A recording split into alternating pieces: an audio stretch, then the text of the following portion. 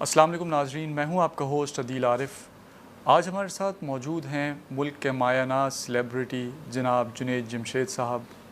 آج ہم ان سے حج کے موضوع کے اوپر کچھ گفتگو کریں گے۔ السلام علیکم جنید بھائی۔ جنید بھائی، میرا پہلا کویشچن آپ سے یہ ہے کہ جب آپ پہلی دفعہ حج پہ گئے تھے تو اس وقت آپ کے کیا احساسات تھے؟ بسم اللہ الرحمن الرحیم نحمدہ ونصلی علی رسولہ الکریم۔ پہلی دفعہ کا حج، ان احساسات کو ہم ڈسکرائب کرنا بڑا مشکل ہوتا ہے۔ پہلی بات تو اللہ کے گھر کو پہلی مرتبہ دیکھنا۔ میں جب پہلی بار حج پہ گیا تھا تو وہ میرا مکہ مدینہ جانا ہی پہلی بار تھا۔ میں اس سے پہلے کبھی عمرے پہ نہیں گیا تھا، تو پہلی مرتبہ جانا اور اس بات کا احساس کرنا کہ ہم اللہ کے گھر پہنچ گئے۔ میں بھی سمجھتا ہوں کہ جیسے پہلی بار جب اللہ کے راستے میں نکلا تھا، اس کے بعد اللہ نے آنے والے وقتوں کے اندر لمبے لمبے اوقات میں بھی جانے کی توفیق دی، لیکن جو پہلی مرتبہ نکلنا ہے وہ میچ نہیں کر سکتا آنے والے وقتوں سے۔ تو اللہ رب العزت نے بعد میں بھی کئی دفعہ حج پر جانے کی توفیق دی، بٹ ڈیفینیٹلی جو آدمی پہلی دفعہ جا کر جو احساسات ہیں وہ بیان کرنے مشکل ہوتے ہیں۔ اپنی خوش قسمتی کا احساس ہوتا ہے کہ اللہ، میں دیکھو کتنا گناہ گار، لیکن آپ نے مجھے بھی موقع دے دیا ادھر آنے کا۔ میں جب پہلی بار حج پہ گیا تھا تو میں نے اس وقت تک میوزک کمپلیٹلی نہیں چھوڑی تھی، لیکن مجھے یاد ہے کہ میں نے جو حج کیا وہ ان پیسوں سے کیا جو کہ جن کا میوزک سے تعلق ہی کوئی نہیں تھا، اپنے لیے اور اپنی وائف کے لیے۔ اس زمانے میں حج تھا بھی تھوڑا سستا، تو یہ پھر بھی مجھے یاد ہے بڑی مشکل سے وہ پیسے جمع کیے تھے، اور پھر ہم دونوں حج پر گئے تھے۔ اور پھر وہیں پر جا کر ہم نے خدا کے گھر کو دیکھتے ہوئے، کعبے کو دیکھتے ہوئے اللہ سے یہ دعا کی تھی، یا اللہ وہ زندگی گزارنے کی توفیق عطا فرما جو زندگی آپ کو پسند ہے۔ اچھا جنید بھائی، جب آپ پہلی دفعہ حج پہ گئے تھے تو کوئی ایسا واقعہ جو آپ ہمارے ویورز کے ساتھ شیئر کرنا چاہیں جس سے آپ گزرے ہوں اس پہلے حج کے دوران؟ پہلا حج ہی ایکچولی پورا کا پورا پہلا حج ہی میں جب بھی شیئر کرتا ہوں تو پہلا حج شیئر کرتا ہوں۔ میرا پہلا حج بڑا ٹف تھا، کیونکہ میں جانتا نہیں تھا حج کو کرتے کیسے ہیں۔ ہر چیز وہیں پر سیکھ رہے تھے۔ یہ بھی بتانے والا کوئی نہیں تھا کہ حج پہ جانے سے پہلے بھی یہ کوئی بتانے والا نہیں تھا کہ بھئی حج تھوڑا سیکھ لو کہ حج کیسے کرتے، کیونکہ ایک دم آخری دنوں کے اندر فیصلہ کیا تھا جانے کا، اور پھر گورنمنٹ اسکیم پہ ہم گئے تھے، اور ہمارے ساتھ کوئی تھا بھی نہیں۔ میرے ساتھ میرے کچھ دوست تھے، وہ میرے تبلیغی ساتھی تھے، وہ بھی پہلی مرتبہ جا رہے تھے، ان کا بھی پہلا حج تھا۔ ہمیں یہ بھی نہیں پتہ ہوتا تھا کہ مینا میں کہاں جا کے ٹھہرنا ہے، بس ایک ٹینٹ ہے، اس ٹینٹ میں جا کے ٹھہرنا ہے۔ وہ ٹینٹ کہاں ہے وہ جا کے ڈھونڈنا پڑتا تھا۔ پھر جب آپ مینا سے فارغ ہوئے، عرفہ سے فارغ ہوئے، اس کے بعد ہم نے کہاں جانا ہے یہ بھی نہیں پتہ ہوتا تھا۔ اپنے لے جا کے خود ہی جگہ ڈھونڈی، اور پھر وہاں سے جب مدینے بھی گئے تو مدینے بھی نہیں پتہ ہوتا تھا کہ کہاں جا کے ٹھہریں، خود ہی جا کے کوئی جگہ ڈھونڈی، وہاں جا کے ٹھہرے۔ تو جو جتنے بھی مناسک تھے وہ سارے کے سارے، کیونکہ ہم جانتے کوئی نہیں تھے، تو بڑے ٹف گزرے۔ تو ٹف تو گزرے، لیکن یہ کہ پھر جب میں وہاں سے واپس آیا تو پھر میں آ کے ہر ایک کو بتاتا تھا، یار مینا میں رہنا بھی مشکل ہے، اور عرفہ میں رہنا بھی مشکل ہے، اور مزدلفہ بھی جانا مشکل ہے، وہاں جا کے بھی ٹھہرنا مشکل ہے۔ لیکن مجھے اس بات کا احساس نہیں ہوا کہ کیونکہ وہ میرا پہلا حج تھا، تو ساری زندگی کے جو گناہ تھے وہ اللہ رب العزت نے ریگ مال کے ساتھ صاف کیے۔ اللہ کے لیے کیا مشکل ہے، لیکن بتانا مقصود تھا۔ لیکن پھر اس کے بعد کے جو حج تھا، یا اس کے بعد جو اللہ نے توفیق دی، وہ اتنے آسان تھے کہ مجھے ایک دم سمجھ میں آ گئی کہ اللہ رب العزت اپنے بندوں کو کبھی کبھار تکلیف دہ عمر سے اس لیے گزارتے ہیں تاکہ آنے والے وقتوں کے اندر بندہ اس کو اپریشیٹ کر سکے، اور اس کو یاد رکھے۔ کیونکہ اگر سارے حج آسان ہو جائیں، سب کے لیے حج آسان ہو جائے، تو پھر تو اس کی ویلیو ہی وہ نہیں رہے گی۔ تو اس لیے میں پہلا حج جب بھی یاد کرتا ہوں، جب ہم عرفہ سے واپس ہوئے تھک ہار کے، تو آتے ہی گاڑی خراب ہو گئی، چلتے ہی عرفہ سے ابھی گاڑی نکلی نہیں کہ خراب ہو گئی، تو سارا عرفہ سے لے کے مزدلفہ آنا، اور میرے ساتھ ایک فیملی تھی، وہ بڑی عمر کے تھے، مجھ سے تیز چلا نہیں جاتا تھا، کس مشکل سے وہ لوگ چلیں اور ہم ان کو لے کے چلے، اور ان کے ساتھ جو ان کی بیگم تھی، ان کو سلپ ڈسک کی پرابلم تھی، کس طرح وہ بیچاری چلیں راستے میں، ان کی فیملی وہ اپنی باقی فیملی سے بچھڑ گئیں، میں اور میری وائف اور وہ تھے، اور کس طرح ہم لے کر ان کو پہنچے۔ تو یعنی سمجھو کہ مغرب کے چلے ہوئے اگلے دن دوپہر کو 2:30 یا 3 بجے ہم اپنے मिना में खेमे के अंदर पहुँचे और वो सारा 10-12 घंटे हम पैदल ही चलते रहे।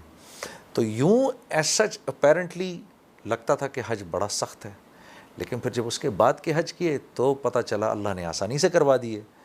तो वो इसलिए पहला हज में और भी ज़्यादा अप्रिशिएट करता हूँ। अच्छा जुनैद भाई, जब पहली दफ़ा आप रोज़ा रसूल सल्लल्लाहु अलैहि वसल्लम के सामने आए थे तो उस वक्त आपके मतलब जहन में क्या चल रहा था, क्या आपकी कैफियत थी, क्या एहसासात थे? इसको भी ज़रा थोड़ा हमें हमारे साथ शेयर करें। मैं असल में हिस्ट्री का बहुत बड़ा आर्डेंट फ़ैन हूँ। मैं जिस वक्त म्यूज़िक में भी था, मैं उस ज़माने के अंदर भी मैंने बहुत ज़्यादा हिस्ट्री पढ़ी हुई। मैं वैसे भी ये है कि इस्लामिक हिस्ट्री का वैसे मैं बहुत शौकीन था। खैर उस ज़माने के अंदर मैं दूसरी अक़वाम को भी पढ़ता था। मैंने फ़्रेंच रेवोल्यूशन भी पढ़ी हुई थी, मैंने ब्रिटिश हिस्ट्री भी पढ़ी हुई थी और इस्लामिक हिस्ट्री भी पढ़ी हुई थी। तो मुझे कुछ एक आइडिया था कि ये हज़रत आयशा रज़ियल्लाहु ताला अन्हा का हुजरा था जिसमें अल्लाह के नबी सल्लल्लाहु अलैहि वसल्लम अब आराम फरमा रहे हैं। तो मुझे ये कुछ चीज़ें का आइडिया था।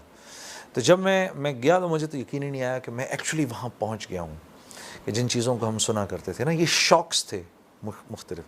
फिर मुझे याद है कि मैं पहले हज के दौरान में अक्सर व बेशतर जो है ना वो ये जो असहाब सुफ़ा का जो चबूतरा है दूसरी तरफ, मैं वहाँ जाके अक्सर बैठा करता था और बैठ के तो टिकटिकी बांध के मैं देखता रहता था रोज़ा मुबारक को। कुछ नहीं करता था, बस देखता रहता था और मेरे जहन में ख़यालात घूमते रहते थे।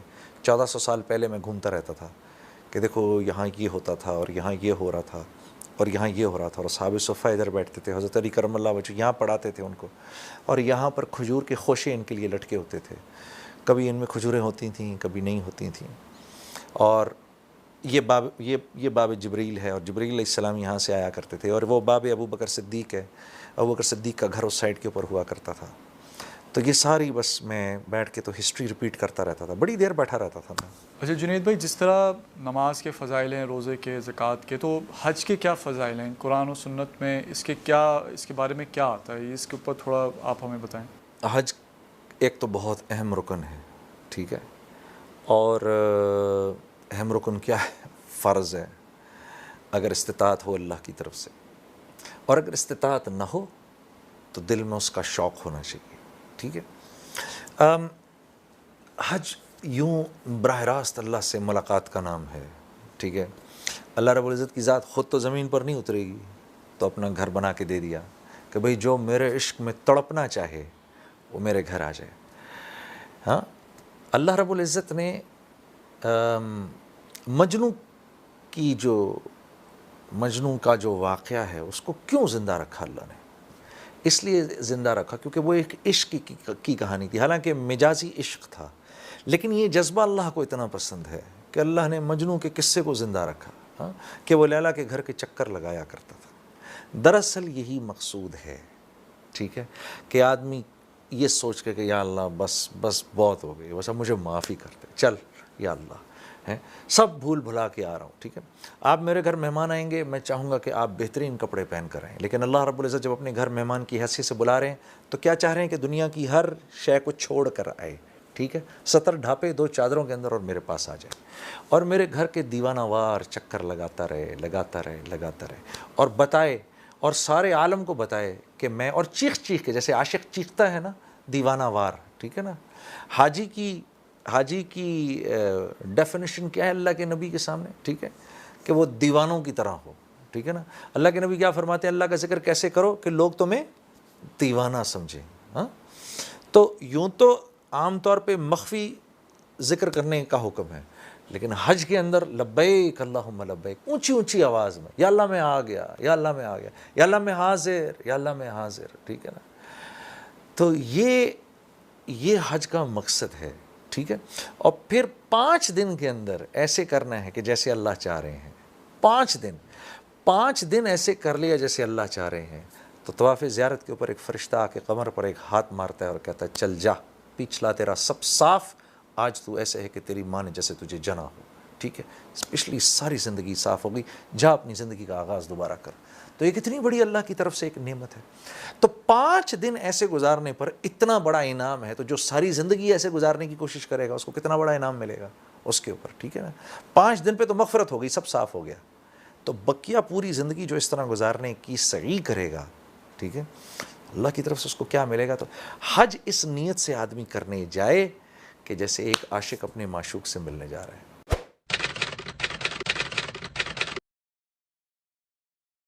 اچھا، آج کل جو حج کے دوران جو اتنی فیسلٹیز اور سہولیات دی جاتی ہیں، تو آپ کیا سمجھتے ہیں کہ جو حج کا مقصد تھا کہ انسان مشقت میں جائے اور اس کو مشقت فیل ہو، تو کیا وہ مقصد حاصل ہوتا ہے اس طرح کے اتنے زیادہ سہولیات والے حج میں؟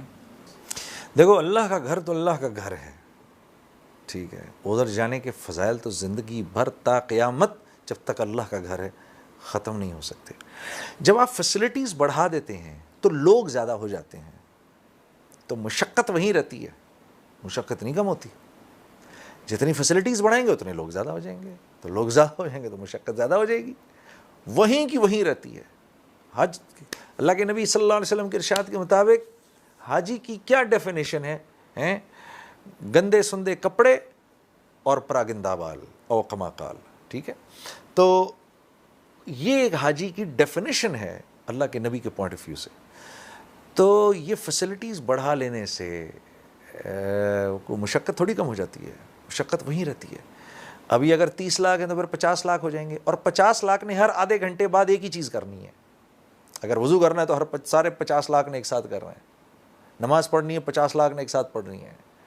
نکلنا ہے تو 50 لاکھ نے ایک ساتھ نکلنا ہے. کھانا کھانا ہے تو 50 لاکھ نے ایک ساتھ کھانا ہے. سونا ہے تو 50 لاکھ نے ایک ساتھ سونا ہے.